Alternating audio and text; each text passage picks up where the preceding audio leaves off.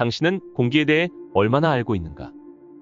당신이 내뱉은 숨의 유령들은 주위를 스쳐 지나가면서 매일 당신과 마주친다. 내뱉은 유령들은 다른 사람들이 내뱉은 유령들과 뒤섞이는데, 당신이 숨을 들이마셨다가 내뱉은 분자들 중 일부를 다른 사람들도 들이마셨다가 내뱉기 때문이다. 더욱 놀라운 사실은 우리의 숨이 과거의 역사와 우리를 연결한다는 점이다. 예를 들면 다음번에 우리가 들이마시는 숨에 율리우스 카이사르가 죽는 순간에 내뱉은 공기 중 일부가 함께 딸려온다면 어떨까? 카이사르의 마지막 숨이라는 책은 공기와 인류가 어떻게 서로를 빚어내고 지배해왔는지 밝히면서 로스웰 사건의 못다한 이야기와 외계 행성에 대해서도 흥미롭게 이야기한다. 인간이 외계 행성의 공기를 호흡하려고 하면 어떤 일이 일어날까? 오늘은 우리를 둘러싼 공기의 비밀을 밝힌 책, 카이사르의 마지막 숨에 대해 이야기해보겠다.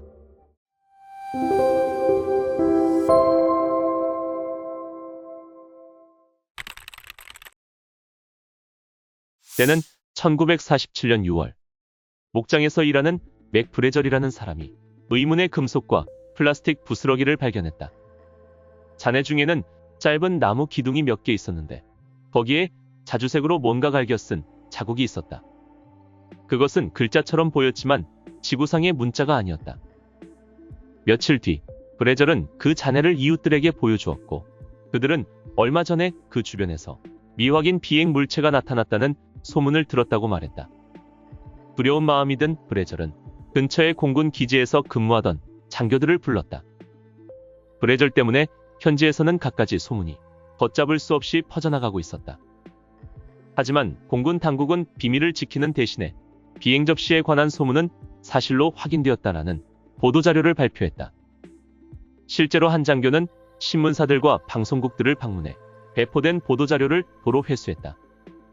이 조치는 의심을 품은 사람들에게 모종의 음모가 있는 게 아닐까 하는 생각을 더 부추겼다.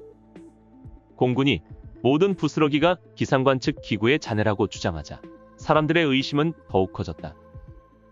로스웰 사건은 군 당국과 계약을 맺고 연구를 하던 지구 물리학자 모리스 유잉으로부터 시작되었는데, 소련이 원자폭탄을 손에 넣는 상황이 두려웠던 유잉은 소련을 정찰하기 위해 대기 중에 음파 통로라는 지역에 마이크로폰을 띄워 올려놓고 멀리서 핵폭발을 도청하는 방법을 생각해냈다. 이 계획을 모굴 계획이라고 불렀는데, 모굴 계획 담당자들은 마이크로폰이 탐지된 기구의 제작을 장난감 회사에 의뢰해 만들었다. 장난감 회사는 반사체들을 접착제와 테이프로 기구에 붙였는데, 이 테이프에는 자주색의 상형 문자가 새겨져 있었다. 로스웰 하늘에 나타난 미확인 비행 물체 목격 사례 중 상당수는 바로 금속과 플라스틱으로 만든 볼품 사나운 기둥을 본 것이었다. 모굴 계획은 초특급 기밀로 분류되어 있었기 때문에 로스웰 비행장에서 일하던 사람들도 모굴 계획을 전혀 몰랐다. 1990년대에 마침내 공군은 모굴 계획의 진상을 자세히 밝혔지만, 로스웰 UFO 추락 사건 소문은 하나의 진실처럼 자리를 잡고 난 뒤였다. 하지만 여기에는 반전이 있는데, 역사는 음모론을 제기한 자들이 옳다는 것을 보여주었다. 공군은 실제로 그 당시 거짓말을 했는데, 1947년에 로스웰 상공의 하늘을 조사한 것은 사실이지만 외계인 비행선을 찾기 위해서 그런 게 아니라 음파 통로에서 불길한 소리를 찾기 위해서 그랬다. 이 이야기는 우리 대기의 음향학적 변덕 때문에 일어난다. 오존은 땅 위에서 살아가는 동물들의 DNA를 보호함으로써 지구에서 생물의 진화를 가속하는데 어떤 기체보다도 큰 역할을 했다. 그리고 오존은 모굴 계획을 추진하게 함으로써 이때부터 더 많은 사람에게 다른 행성의 생명에 대한 확신을 심어주었다. 외계 생명체 연구는 화려한 혈통을 자랑한다. 요하네스 케플러는 달에서 선진 문명의 증거를 발견했다고 장담했으며, 윌리엄 허셜도 태양에서 외계 문명의 증거를 발견했다고 주장했다. 태양은 불보다 훨씬 뜨거운데 원자조차 분해되어 플라스마 상태로 존재할 정도로 뜨겁다. 이런 환경에서는 생명체는 말할 것도 없고 DNA 같은 복잡한 생체 분자조차 만들어질 가망이 없다. 달은 너무 춥고 건조한 곳이어서 생명체가 살기 힘들다. 하지만 이것은 생명체에 대한 우리의 편견일 수도 있다. 오늘날 천문학자들은 태양계에서 생명체가 존재하는 곳이 있다면 목성의 위성인 유로파에 생명체가 존재할 가능성이 높다고 본다. 무엇보다 이제 우리는 다른 별들 주위에도 행성이 존재한다는 확실한 증거를 얻었으며 지금까지 천문학자들은 외계 행성을 3200여 개나 확인했다. 대개는 별빛에 나타나는 주기적인 변화를 관찰함으로써 외계 행성의 존재를 확인한다. 외계 생명체의 존재 가능성이 더 커진 이유 중 하나는 생명의 기본 구성 요소 중 여러 가지가 우주에 보편적으로 존재한다는 사실이 알려졌기 때문이다. 천문학자들은 먼 우주에서 DNA 염기와 단순한 아미노산도 발견했다. 이에 못지않게 중요한 사실이 있는데 해저 화산의 열수 분출공이나 남극 대륙 얼음 아래 800m 깊이의 지하 등 지구에서도 아주 혹독한 환경에서 살아가는 생명체가 발견되었다. 하지만 외계 행성에 탐사선을 보낼 가망이 없는 지금으로서는 대기의 기체에서 증거를 찾을 수밖에 없다. 천문학자들이 외계 행성의 바깥층 대기를 지나온 별빛을 볼 때 큰 관심을 갖고 살펴보는 것이 바로 흡수 스펙트럼이다. 염소나 수증기, 암모니아 같은 기체 화합물은 각각 그 종류에 따라 별빛 중에서 흡수하는 세계띠가 다르기 때문이다. 따라서 별빛 스펙트럼에서 빠져있는 띠는 그 기체 성분이 행성의 대기에 포함되어 있음을 알려주는 지문 역할을 한다. 이렇게 빠진 색들의 패턴을 조사함으로써 천문학자들은 외계 행성의 대기에 어떤 기체 성분들이 있는지 알 수 있다. 천문학자들은 한때 산소가 생명체의 존재 가능성을 뒷받침하는 결정적 증거라고 생각했다. 지구에서는 살아있는 생물이 산소를 만들어내기 때문이다. 오존 역시 강한 긍정적 징후로 보였는데 오존이 만들어지려면 산소가 원재료로 필요하기 때문이다. 하지만 그 후에 천문학자들은 행성마다 지질학적 특징이 다르고 그에 따라 비생물학적 과정을 통해서도 산소가 만들어질 수 있다는 사실을 깨달았다. 결국 어떤 기체도 단독으로는 이곳에 생명체가 살고 있음을 알릴 수 없다. 그렇지만 특정 기체 성분들의 조합은 강한 증거가 될 수 있다. 메탄과 산소는 대기 중에서 섞이면 서로를 공격하는 경향이 있는데 이에 따라 그 농도가 함께 줄어든다. 그렇다면 생명체가 없는 행성에서는 둘 중 하나가 많이 발견될 수는 있어도 둘 다 많이 발견되지는 않을 것이다. 산소 같은 기체는 외계 식물과 동물을 찾는데 도움을 줄 수 있지만 결국 우리가 원하는 것은 외계 지능 생명체를 찾는 것이다. 오염 수준을 바탕으로 외계 문명에 대한 정보도 얻을 수 있는데 먼 행성의 대기에서 수명이 짧은 오염 물질과 수명이 긴 오염 물질이 함께 발견된다면 우리는 그곳에서 산업 활동이 활발하게 일어나고 있을 거라 추측할 수 있다. 지구에서 점점 증가하는 온실가스 농도 때문에 다른 행성으로의 거주 가능성 문제가 실질적으로 중요한 관심사로 떠오르게 되었다. 지금까지 지구에서 가장 중요한 온실가스는 믿기 어렵겠지만 수증기이다. 수증기는 혼자서만 지구의 기온을 약 22도나 끌어올린다. 그렇다면 실제로는 물이 더 큰 역할을 하는데 왜 이산화탄소가 모든 오명을 다 뒤집었을까? 가장 큰 이유는 이산화탄소가 아주 빠르게 증가했기 때문이다. 과학자들은 남극 대륙의 거대한 얼음 빙하 아래에 갇힌 작은 거품들을 파내 지난 수천 년 동안 대기 성분이 어떻게 변해왔는지 분석할 수 있다. 그러다가 산업혁명과 함께 사람들이 탄화수소를 엄청나게 많이 태우기 시작했고 그 결과로 부산물인 이산화탄소가 대기 중으로 많이 흘러들게 되었다.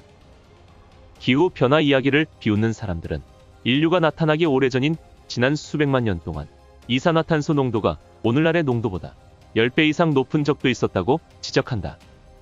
물론 이것은 옳은 말이다. 과거에 이산화탄소 농도가 변한 것은 사실이지만 지난 200년 동안에 증가한 것만큼 빠른 속도로 증가한 적은 없었다. 물론 기후변화가 일어난 뒤에도 생명은 계속될 것이다.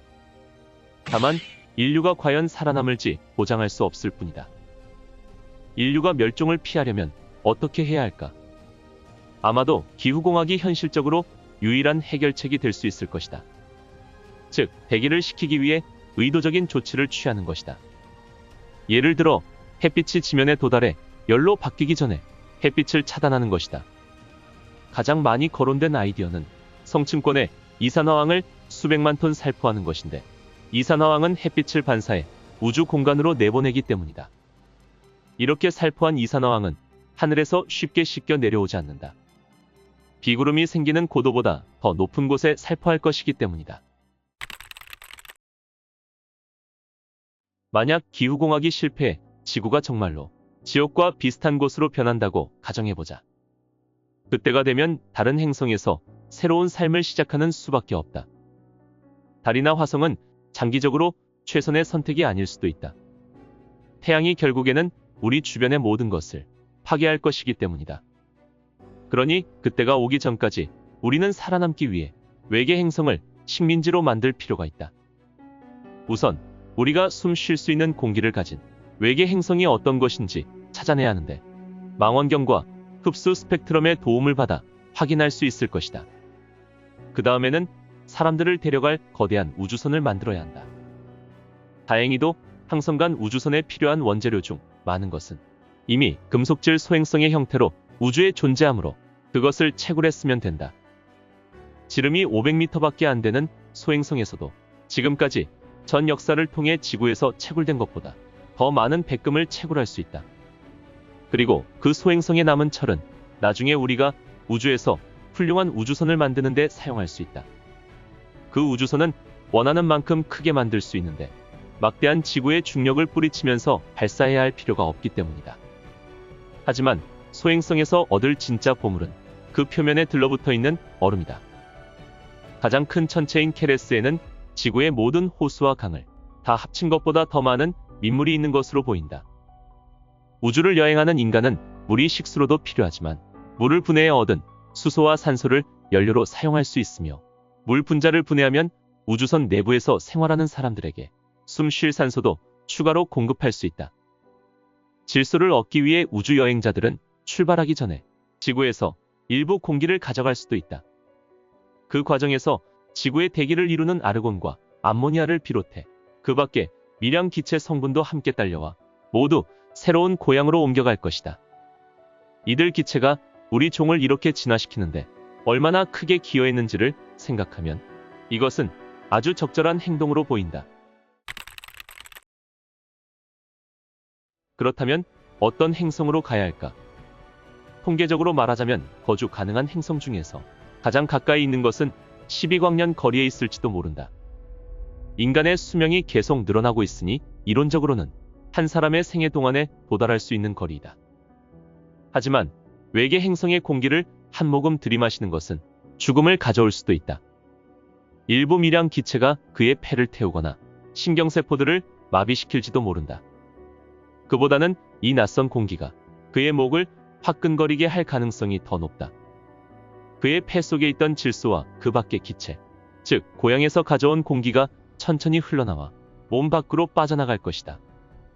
그 먼 거리를 여행한 끝에 지구에서 가져온 이 아주 적은 공기가 새로운 고향의 공기와 섞일 것이다. 지구의 대기와 새로운 행성의 대기가 이제 영원히 떨어질 수 없게 뒤엉킨다.